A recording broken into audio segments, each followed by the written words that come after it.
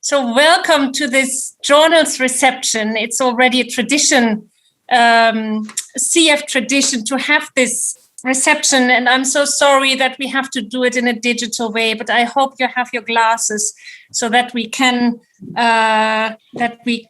raise them and toast to the journals and SIEF, of course.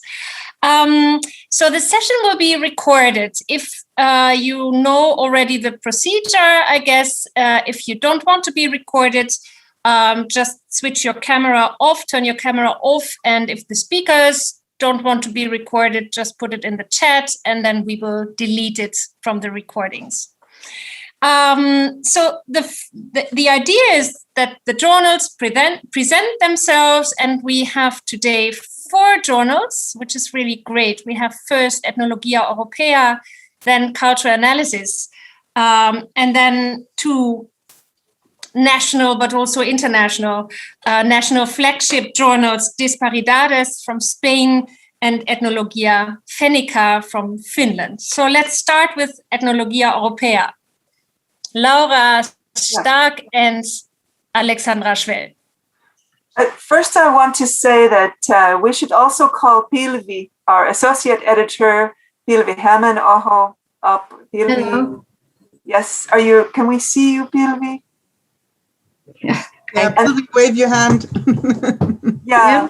Oh, and the other thing before we get started, I want to give, I think on behalf of all of us, Alex, Pilvi, and we want to give a big thanks to the outgoing editors, Marie and Monique, who put in, and each of you can wave your hands if you're, and who really put in years of hard work and dedication, and especially did the huge job of transferring Ethnologia Europaea to a new publisher where they could be online and fully open access. And I think also, I probably speak for all of us when I also want to thank them for teaching us the things that we needed to know as new editors before we came in. There was a lot to learn, and Marie and Monique, you were very patient with us. Thank you so much. So actually, I would just like to raise this is my teacup, to raise my cup to Marie and Monique, because they really, just to thank them for all of just for being great editors. Hey. Marie and Monique.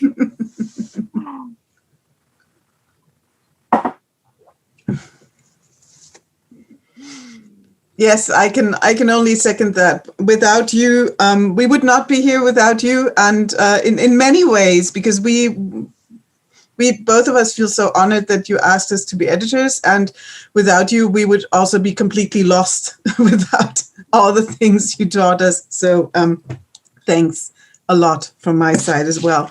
Hello, everybody. It's great to see you here, although I would have so much appreciated to see you live and in person, and to raise not my glass of mineral water here, but to drink a lot of wonderful, is there Finnish wine or something else with you in Helsinki?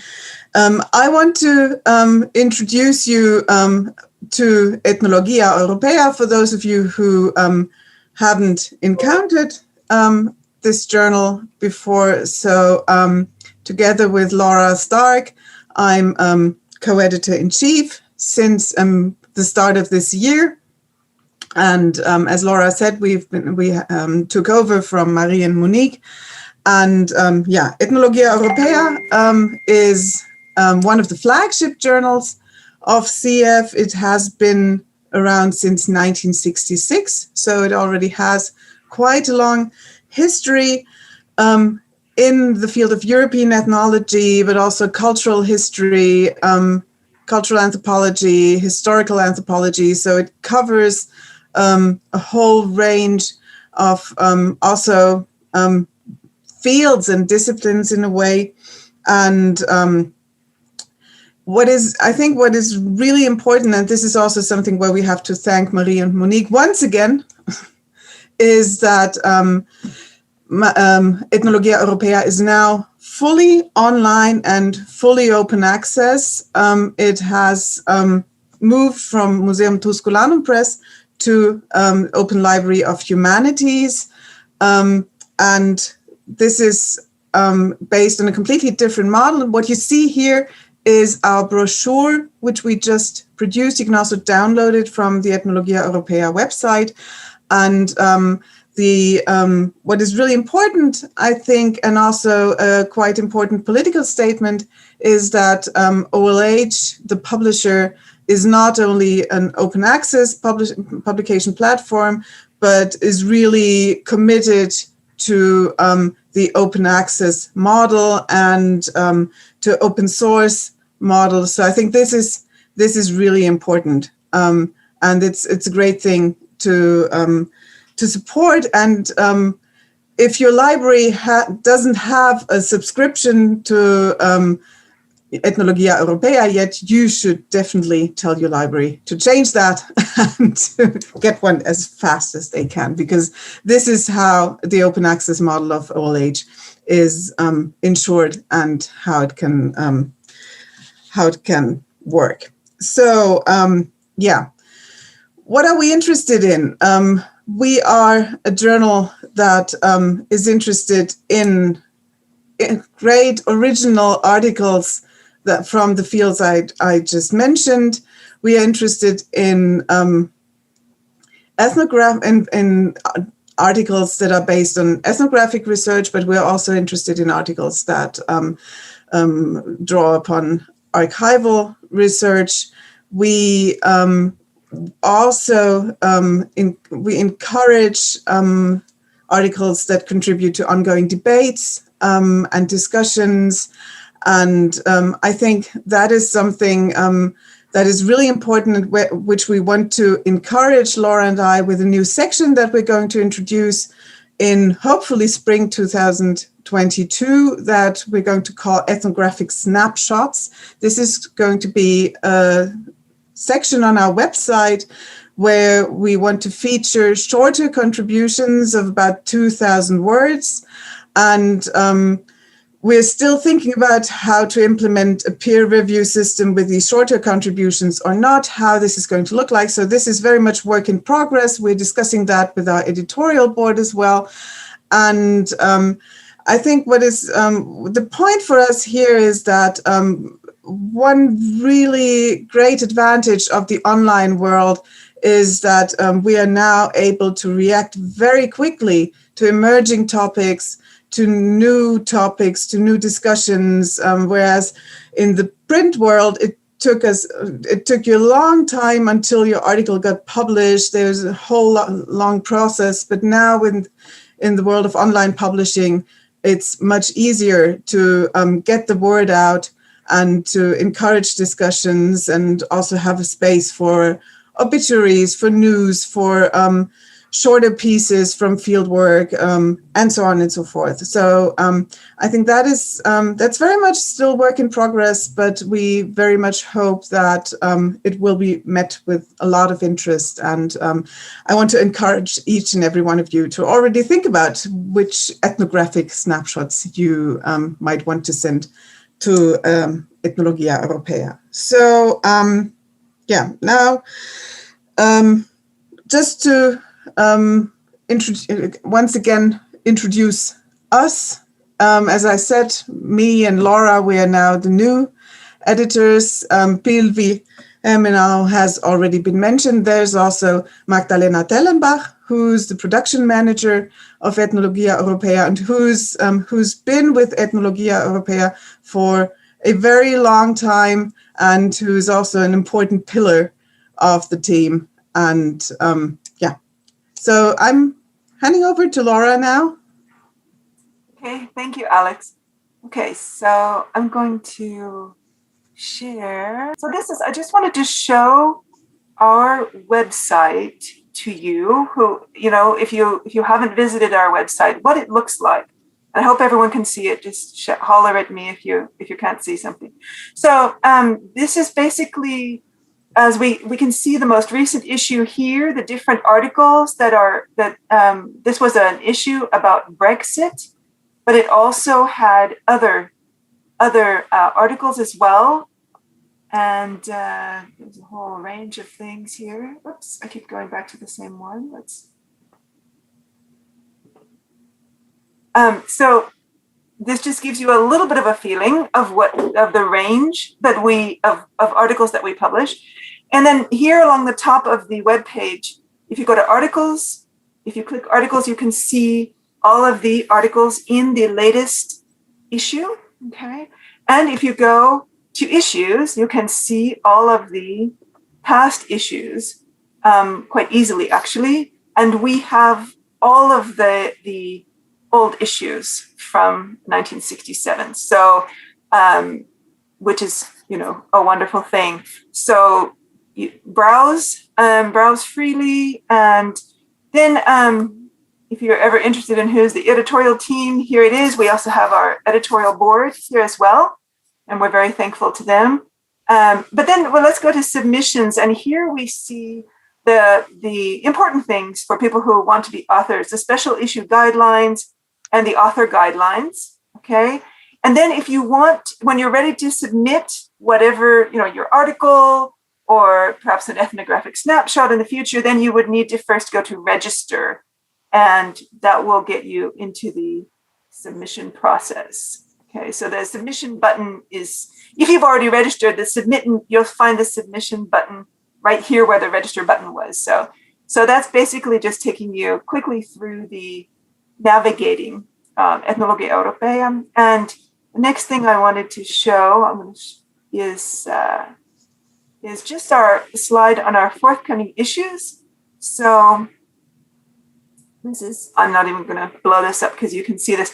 So basically, then this month, we hope, is coming a special issue on culture and heritage under construction. And it will have 6 articles plus an introduction. And then in late autumn, we will have our open issue with 4 articles. And each year we're very open to special issues. But we no longer have it so that there's always one special issue per year. We actually really encourage you now to, in addition to proposing the special issues in which you can just write to us by email, we really encourage, please submit open issue articles, meaning articles on any topic, articles that don't fit into a theme issue. So please, we would like more open issue submissions. So please be thinking about what you could submit to us. Okay, so I think that we've covered everything for Ethnologia Europea. So we hand it over to cultural analysis. Yes, and I will also share my screen.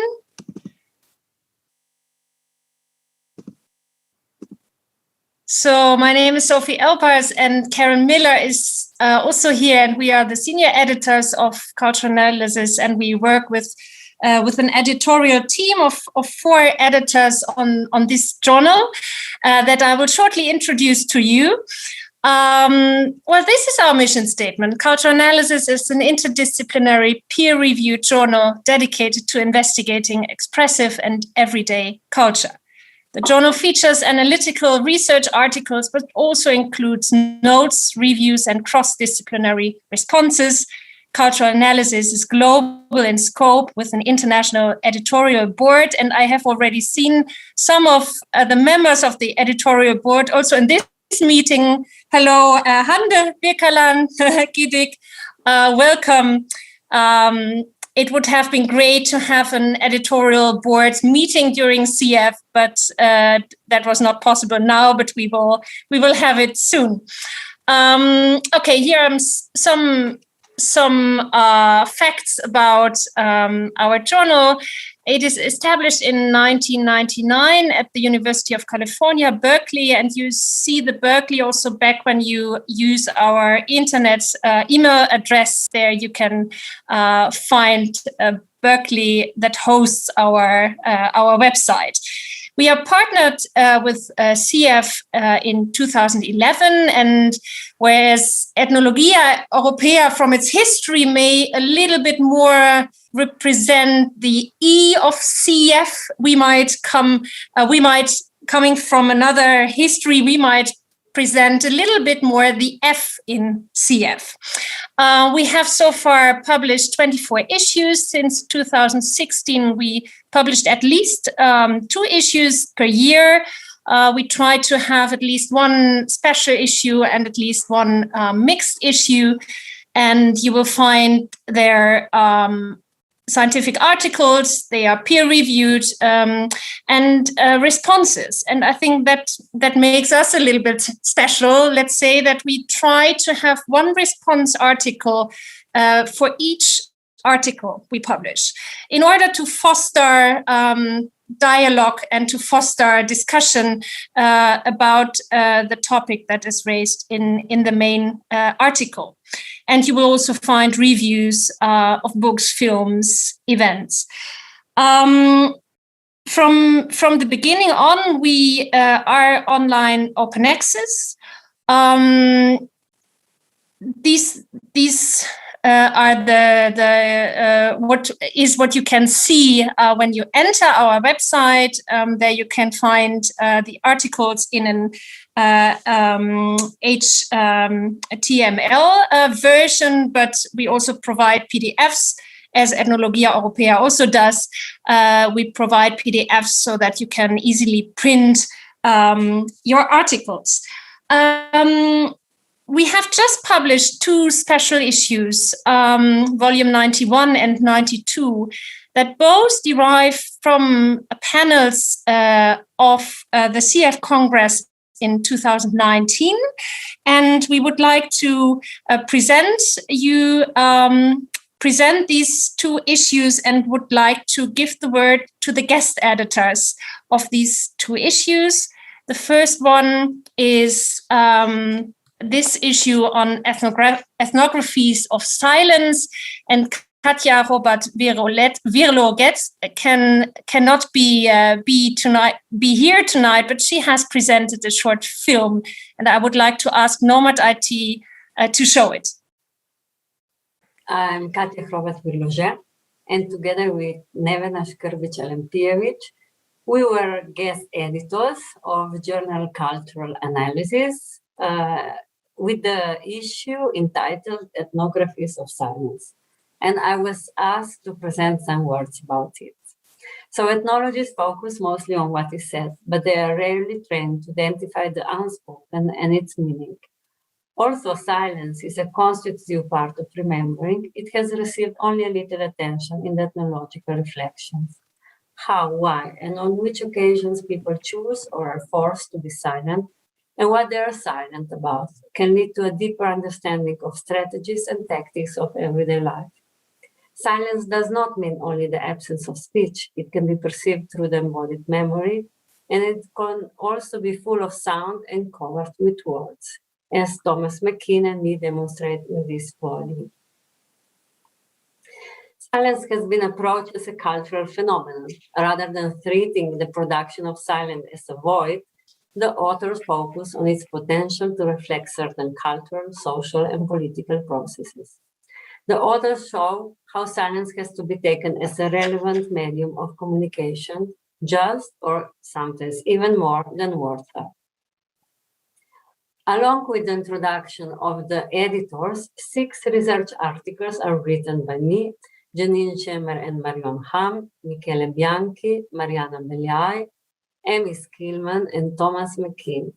They research silence in the fields of migrations, ethnic conflicts and identities, in the production of religious heritage, monument studies, and language communication.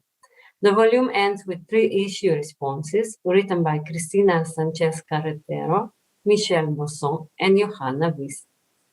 This volume is also a call for revisiting and developing the theoretical and methodological strategies that can allow researchers to enter and analyze episodes, spaces, and communities built around silence.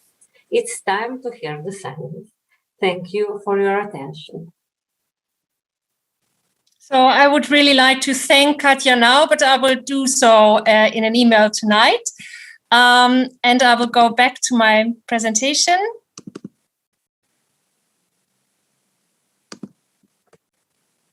So this was this issue, and then there's the next issue, which is just published yesterday night.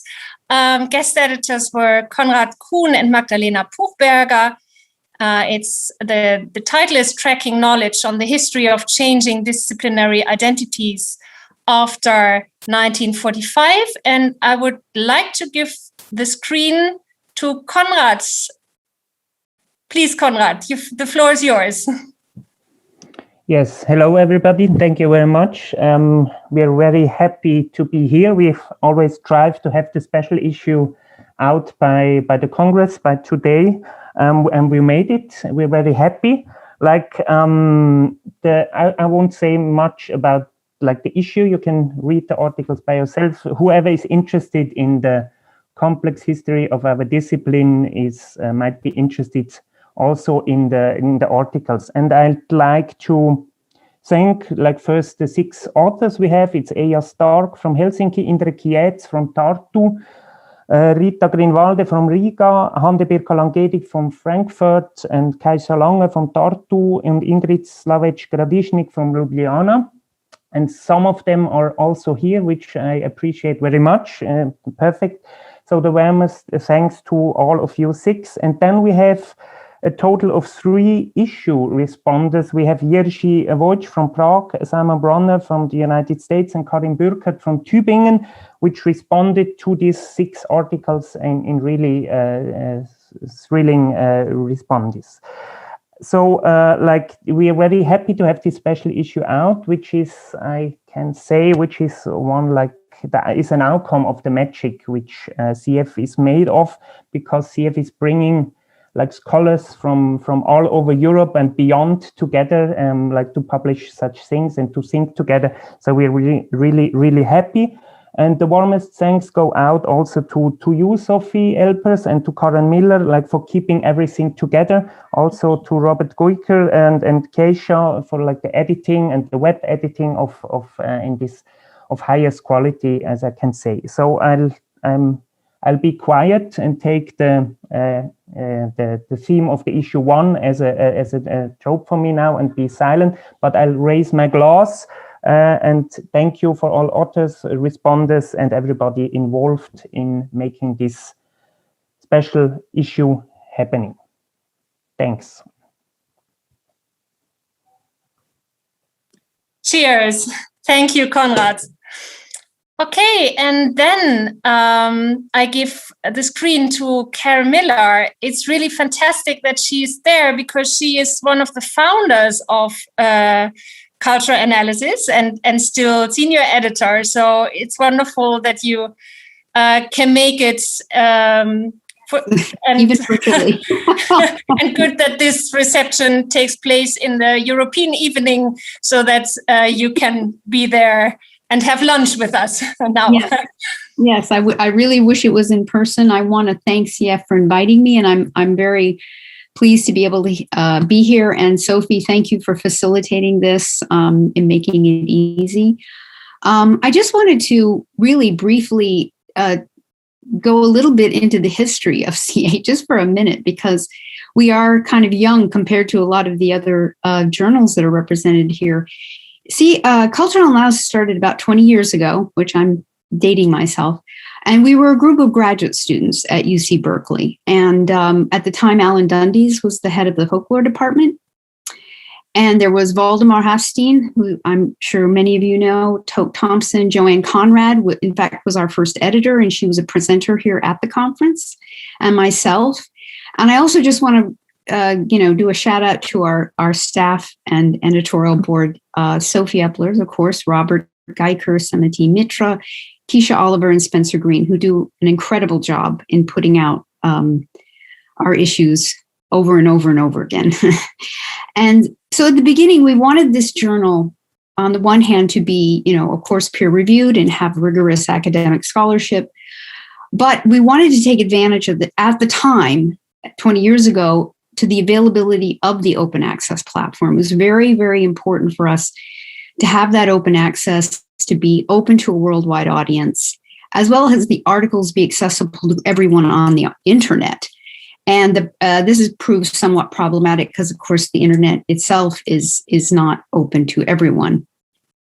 We wanted to break open the one-way communication of scholarly articles. And that is why we came up with the idea of responses by scholars within the article's given field, where we could expand the ideas that were presented in the article, not just a place in which to criticize, but more to provide a space to expand on those ideas presented in the article. And we're really, really pleased with the way that the responses have worked. And many authors have told us that it's an important reason that they have wanted to publish in our journal. And now we are once again questioning and looking at how we can, in more ways, to have more accessibility, more inclusivity to marginalized scholars. The conversations that are taking place around decolonization of the academic canon and structures, the questioning of the role and identity of gatekeepers within the academic institutions and publications, we think is very important and relevant one that we are taking very, very seriously. And we don't want to silo our journal and the articles we publish in ways that don't open up to the differing worldviews that many marginalized scholars might bring forth. We are looking at having various forms of submissions that encourage scholars who are not in the place of having fully formed articles. Much like was mentioned before, we're looking at shorter essay forms. In fact, we will be having that in our future volume of Pandemic and Politics, which we're very happy about. We're getting a lot of really wonderful submissions, and we're very excited about that coming out. And we're also talking about having ways that allows various other media submissions for ways of presenting and illustrating scholars' ideas and researches, but which don't fit to the standard written form. To just name a few examples, we're continually discussing this. So I'm really very proud of the work we've done at Cultural Analysis. I'm very hopeful and excited about the ways that we continue to expand and innovate to meet the new scholarship emerging around the world. And again, thank you for your time.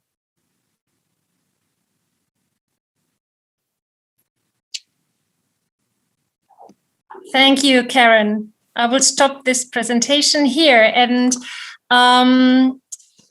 it is a SIEF tradition that the national flagship journals of the host country of our congresses publishes a special issue dedicated to the Congress. And as you all remember, 2 years ago, we were in Santiago de Compostela, and it is the Spanish flagship journal Disparidades that will publish the special SIEF 2019 issue in the next weeks. Cristina Sanchez Carretero was our wonderful host from 2 years ago. And Cristina, the screen is yours. Thank you. I'll share the, okay, here we are. So thank you very much, Sophie. Thank you also to all the local team in Helsinki. You are doing a great job. And the board, and particularly our wonderful president, Nevena. Okay, I'm here to present the last pre-COVID SIEF Congress publication. I'm particularly grateful to Disparidades for hosting the keynote plenaries of SIEF Congress in Santiago. Francisco Ferrandiz is a former director and part of the editorial team, is here with us today. So thank you, Paco. He will be talking later on. Disparidades is not only one of the leading anthropology journals in Spain, but also the oldest. Established in 1944 under the title Journal of Dialectology and Folk Traditions, to its name, contents, and publishing policies, it represents, and you can follow the transformations of the disciplines of ethnology, folklore, and anthropology that, in the Spanish case, are incorporated in the field of sociocultural anthropology. As you can see here, Disparidades is a peer-review journal indexed in Web of Science, Scopus, and many other indexes. It is also, as all the journals that have been presented here, a fully open access journal, and you will be able to download it from the Disparidades website that you can see here, but not today. You will have to wait till next week when you will receive via email the links of the plenaries. Nevena and I have made an effort to incorporate also the links to the videos of the main events. So we hope you will enjoy listening and watching as well as reading to this thought-provoking issue. Wonderful, that's the second. So in the section, the journal Disparidades has different sections. The section, in a few words, includes the introduction that Nevena and I wrote, in which we present the SIEF 2019 issue, include the rationale of the theme, and can you pass to the next one? And the other one? And we have even the explanation of the collective experiment in which the call was written. Next slide. The section of the articles includes 3 plenaries. The politics of evidence in an uncertain world, and here you can see the auditorium full of people. The first by Susana Narowski, the politics of evidence in an uncertain world. I want to congratulate Susana. She received the Spanish National Prize for Research, and this is the first time that this national prize is given to an anthropologist. So congratulations, Susana. The next article by Tim Ingold, Tactics for Overwriting the Past, and also by our Coppelia Koch from the Helsinki Local Committee, Digital Footprints and Narrative Traceability, Narrative Footprints and Digital Traceability. Barbara Kirschenbeck-Gimblet's inspiring closing lecture is not in written form, but it can be seen following a link in the introduction and also in this slide that Sophie is showing now. Disparidades also includes an experimental section called In the Wild. So we choose that section for the final performative event, entitled The Materiality of Transformation, Listening to Objects. In this special event, moderated by Francisco Cruces, each participant contributed a couple of images or objects that tell stories. And after an introduction to the experimental format, Barbara, you can see her in the screen right in the middle. She picked up one of the objects at random, and the object's owner then narrated the story in relation to the theme of the Congress. In these journals, in the Wild section, Regina Bendix, Dorothy Noyes, and Sharon Roseman include the photographs of their objects and the text that accompany them. The order also in the journal follows the random choice that Barbara determined directly from the stage. And I put here Francisco Cruces from his text, and I invite you to read and watch again the video that you can have access directly from the article. Academics do not enjoy experiments. In general, we hold to papers, read out loud. The virtuous among us still resort to a beautiful speech, but cold-bloodedly talking about one's own personal stuff in a theater packed with 500 people, there were 500 people in that auditorium, it sounded like a real challenge, an academic show, an epistemic striptease. End of quote. So I invite you to enter into this academic striptease. It's worth it. Final slide.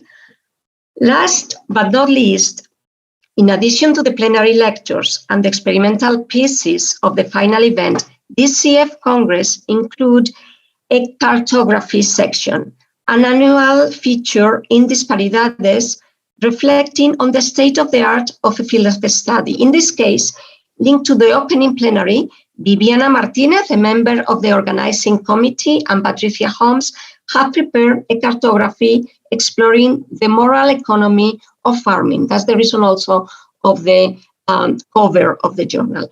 So the last slide. So next week, so that was the... That is all I have. I don't have another slide. Oh, you don't? Well, okay. So next week, you will receive an email with the links. We really hope you enjoy the articles, watch the video, and refresh the memory of CIEF 2019 in Santiago. And now, Paco, Francisco Ferrandiz, if you want to to say a few words about Disparidades. Thank you. Thank you to all. It's a pleasure for me to be here with all of you. I am just the secretary of the editorial team. I am speaking on behalf of Pedro Tomé, who is the editor-in-chief. He has been the editor-in-chief for the last 7 years. And basically, I just wanted to profusely thank Cristina and Nevena for thinking about our journal for the CIEF 2019. It's been a wild ride, and we are really happy that this is coming out very soon. They sent us a very, very solid proposal that we discussed in the editorial team, and it was obviously, I think it was a win-win situation for both CIEF and the journal. So it's wonderful because now you can know the work we do. We basically publish in Spanish, but we also do some of the articles in English.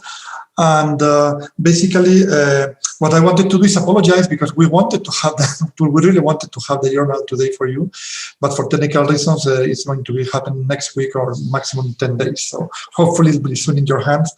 And Cristina has basically glossed what the journal is all about. You see that it's very old. We are in the number 76 now, founded in 1944. And in 2019, we changed the name of the journal to adjust to the new times. It was called Revista de Dialectología y Tradiciones Populares, Journal of Dialectology and Traditional Folklore. And now it's called Disparities. But this is basically what the journal has been doing all along, changing and transforming as these things were going. And I'm really happy to see Karen here and some others because I finished my dissertation in Berkeley in 1997, 2 years short of social cultural analysis. So it's a pity I was not there with you to put the journal. But I just wanted to encourage you to send articles to our journal, both in Spanish and in English, and particularly those of you who publish on Latin American, for example, studies or Latin American countries. We have a lot of readership in Latin America. This is a wonderful way for those of you who are English speakers or speaking other languages, just to promote your journal in the places where you have been studying. So thank you. Thanks to CIEF for this opportunity, and thanks to Cristina and Nevena and all the Helsinki team for hosting us. Thank you so much. Thank you. So now we travel back to the north, to Helsinki and to Finland, and it will be Ethnologia Fennica that will publish the 2021 issue. And Erika Koskinen-Koivisto is with us, and the floor is yours, Erika. Thank you. First, I want to congratulate Cultural Analysis and Disparidades for the new issues. Congratulations, felicitaciones.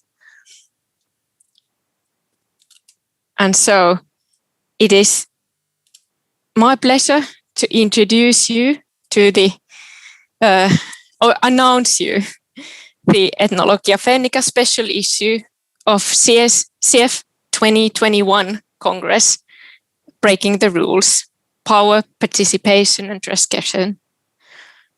So Ethnologia Fennica is also an both international and national online journal of ethnology and related fields. It is golden open access online journal as the other journals that we heard of today.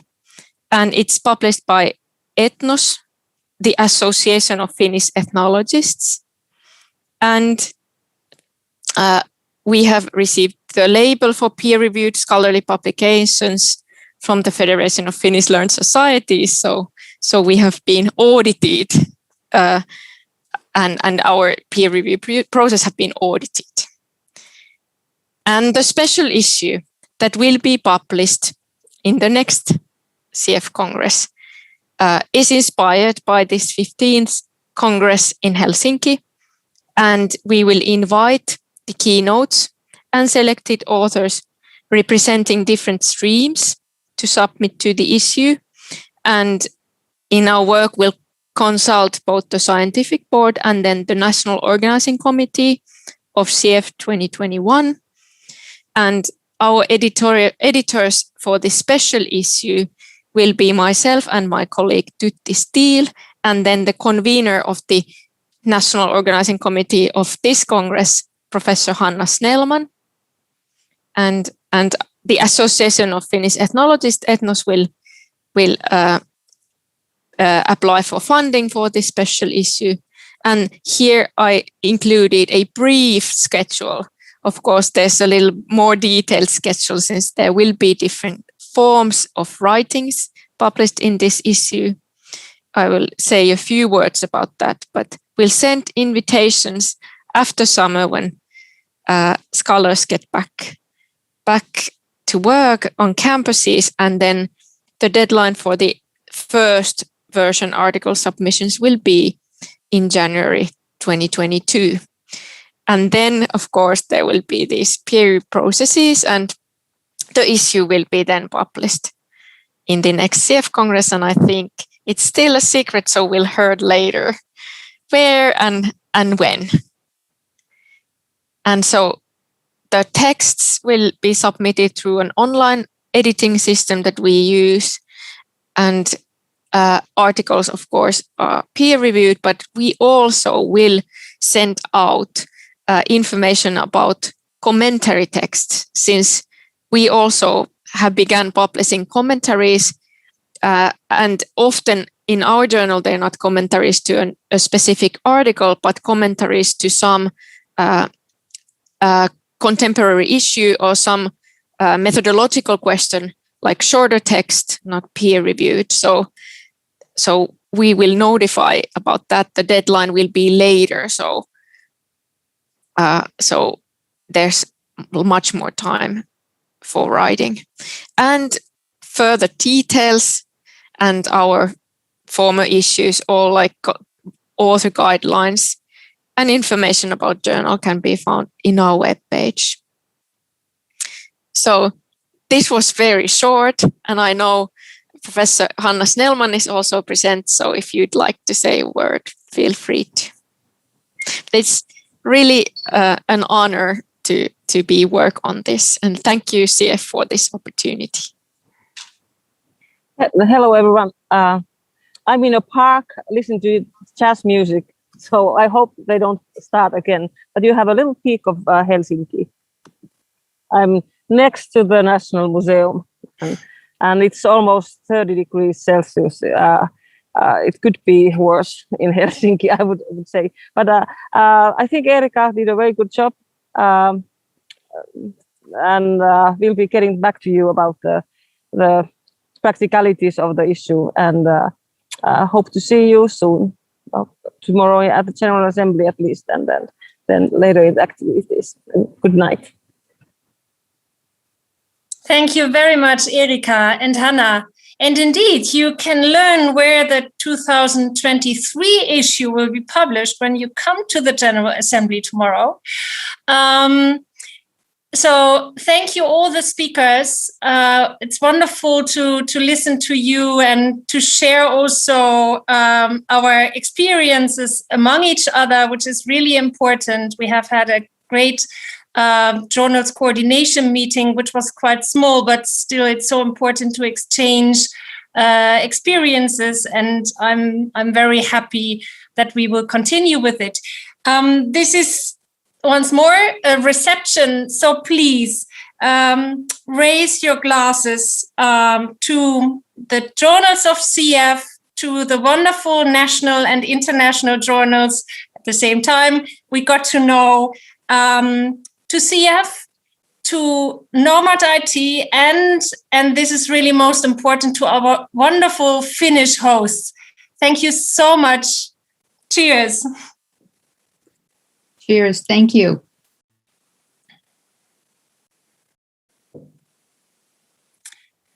So this was it. We can still have a chat if you want, but I think we would all like to go outside. We would really love to join you there, Hanna, with the 30 degrees in Helsinki. This is really incredible. So I would say thank you so much. Please email us if you have any questions for journal-related questions, and see you tomorrow. Let's have another very nice and fruitful CF day. Bye-bye.